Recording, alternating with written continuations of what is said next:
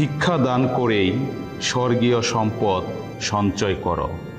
লোক 12 অধ্যায় 33 থেকে 34 পদ।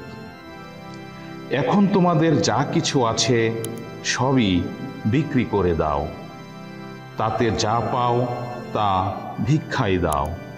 নিজেদের জন্যে তোমরা এমন টাকার থলি তৈরি করো যা নষ্ট হবে না কখনো।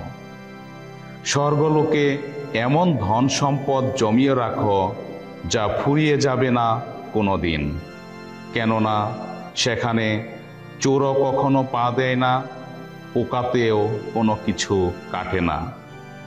যেখানে তোমাদের ধন সম্পদ, তোমাদের মনটাও তো সেখানেই পড়ে থাকবে।